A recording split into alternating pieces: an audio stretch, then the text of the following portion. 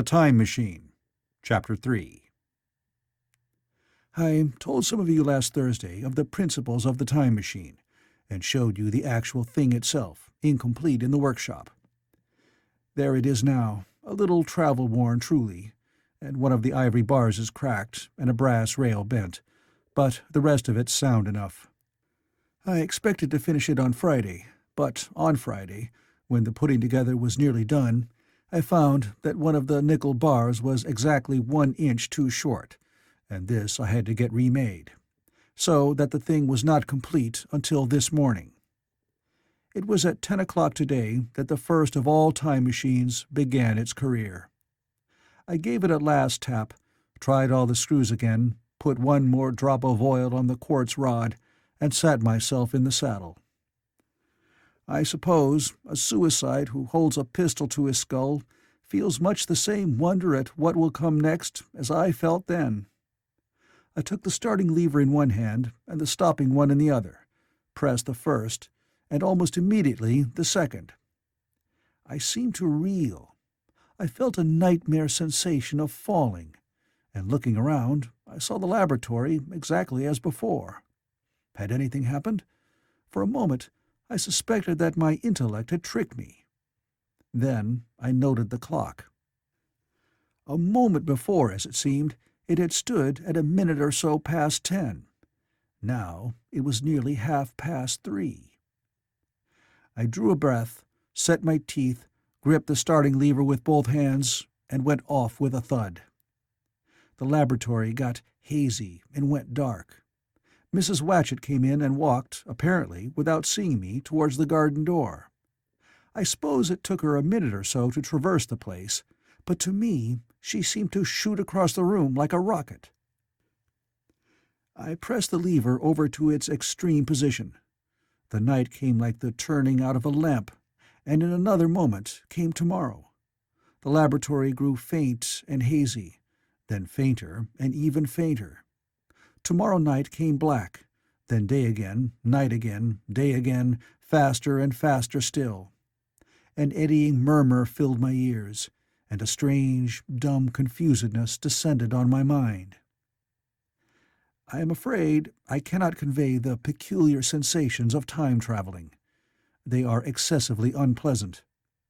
There is a feeling exactly like that one has upon a switchback, of a helpless, headlong motion. I felt the same horrible anticipation, too, of an imminent smash. As I put on pace, night followed day like the flapping of a black wing. The dim suggestion of the laboratory seemed presently to fall away from me, and I saw the sun hopping swiftly across the sky, leaping it every minute, and every minute marking a day. I suppose the laboratory had been destroyed, and I had come into the open air. I had a dim impression of scaffolding, but I was already going too fast to be conscious of any moving things. The slowest snail that ever crawled dashed by too fast for me. The twinkling succession of darkness and light was excessively painful to the eye. Then, in the intermittent darknesses, I saw the moon spinning swiftly through her quarters from new to full, and had a faint glimpse of the circling stars. Presently, as I went on, still gaining velocity, the palpitation of night and day merged into one continuous grayness. The sky took on a wonderful deepness of blue, a splendid, luminous color, like that of early twilight. The jerking sun became a streak of fire, a brilliant arch in space, the moon a fainter, fluctuating band, and I could see nothing of the stars, save now and then a brighter circle flickering in the blue. The landscape was misty and vague. I was still on the hillside upon which this house now stands, and the shoulder rose above me grey and dim. I saw trees growing and changing like puffs of vapor, now brown, now green. They grew, spread, shivered, and passed away. I saw huge buildings rise up, faint and fair, and pass like dreams. The whole surface of the earth seemed changed, melting and flowing under my eyes. The little hands upon the dials that registered my speed raced round faster and faster. Presently, I noted that the sun belt swayed up and down, from solstice to solstice, in a minute or less, and that consequently my pace was over a year a minute, and minute by minute the white snow flashed across the world and vanished, and was followed by the bright, brief green of spring. The unpleasant sensations of the start were less poignant now. They merged at last into a kind of hysterical exhilaration. I remarked, indeed, a clumsy swaying of the machine, for which I was unable to account. But my mind was too confused to attend to it, so, with a kind of madness growing upon me, I flung myself into futurity. At first, I scarce thought of stopping, scarce thought of anything but these new sensations. But presently a fresh series of impressions grew up in my mind, a certain curiosity, and therewith a certain dread, until at last they took complete possession of me. What strange developments of humanity, what wonderful advances upon our rudimentary civilization, I thought, might not appear when I came to look nearly into the dim, elusive world that raced and fluctuated before my eyes.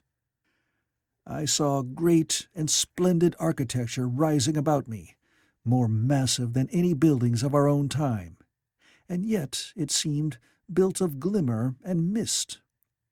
I saw a richer green flow up the hillside and remain there, without any wintry intermission. Even through the veil of my confusion, the earth seemed very fair, and so my mind came round to the business of stopping. The peculiar risk lay in the possibility of my finding some substance in the space which I, or the machine, occupied.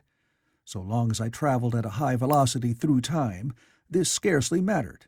I was, so to speak, attenuated, was slipping like a vapour through the interstices of intervening substances.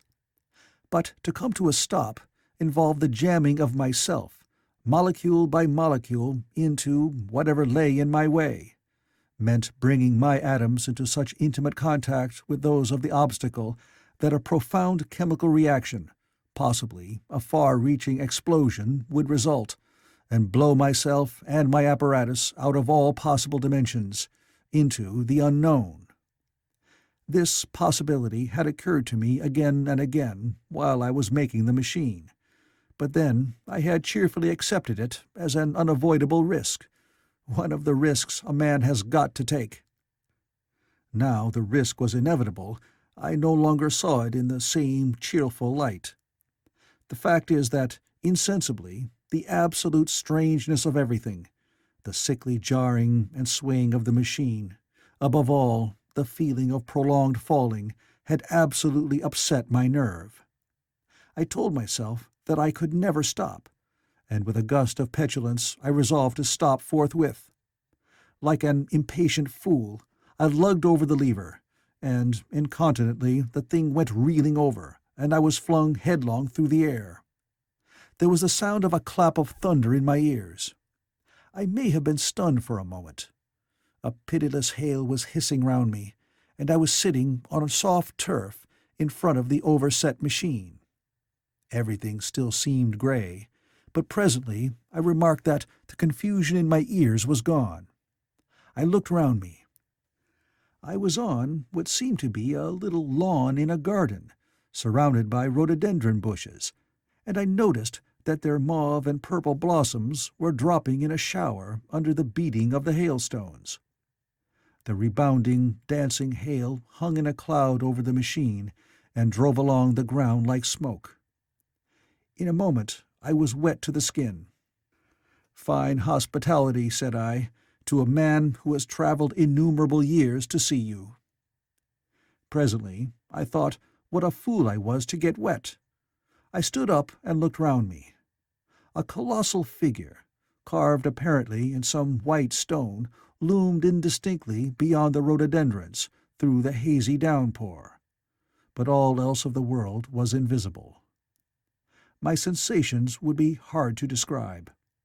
As the columns of hail grew thinner, I saw the white figure more distinctly, It was very large, for a silver birch tree touched its shoulder. It was of a white marble, in shape something like a winged sphinx, but the wings, instead of being carried vertically at the sides, were spread so that it seemed to hover. The pedestal, it appeared to me, was of bronze, and was thick with verdigris.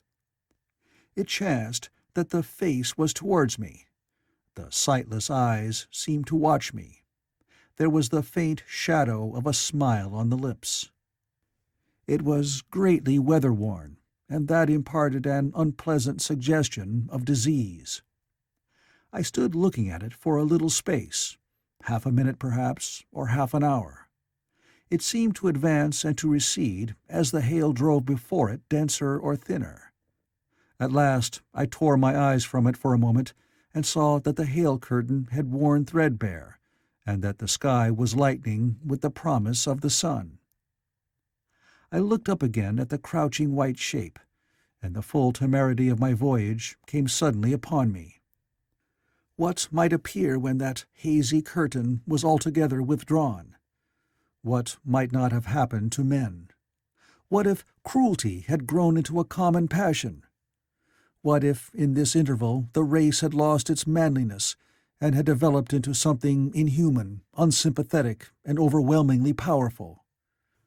I might seem some old-world, savage animal, only the more dreadful and disgusting for our common likeness, a foul creature to be incontinently slain. Already I saw other vast shapes, huge buildings with intricate parapets and tall columns, with a wooded hillside dimly creeping in upon me through the lessening storm. I was seized with a panic fear. I turned frantically to the time machine and strove hard to readjust it. As I did so, the shafts of the sun smote through the thunderstorm. The grey downpour was swept aside and vanished like the trailing garments of a ghost. Above me, in the intense blue of the summer sky, some faint brown shreds of cloud whirled into nothingness. The great buildings about me stood out clear and distinct, shining with the wet of the thunderstorm, and picked out in white by the unmelted hailstones piled along their courses. I felt naked in a strange world. I felt as perhaps a bird may feel in the clear air, knowing the hawk wings above and will swoop. My fear grew to frenzy. I took a breathing space, set my teeth, and again grappling fiercely, wrist and knee, with the machine. It gave under my desperate onset and turned over. It struck my chin violently. One hand on the saddle, the other on the lever, I stood panting heavily in attitude to mount again. But with this recovery of a prompt retreat, my courage recovered. I looked more curiously and less fearfully at this world of the remote future. In a circular opening, high up in the wall of the nearer house, I saw a group of figures clad in rich soft robes. They had seen me, and their faces were directed towards me. Then I heard voices approaching me. Coming through the bushes by the white sphinx were the heads and shoulders of men running.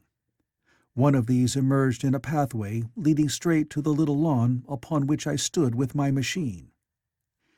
He was a slight creature, perhaps 4 feet high, clad in a purple tunic, girdled at the waist with a leather belt. Sandals, or buskins, I could not clearly distinguish which, were on his feet. His legs were bare to the knees, and his head was bare. Noticing that, I noticed for the first time how warm the air was. He struck me as being a very beautiful and graceful creature, but indescribably frail. His flushed face reminded me of the more beautiful kind of consumptive, that hectic beauty of which we used to hear so much. At the sight of him, I suddenly regained confidence.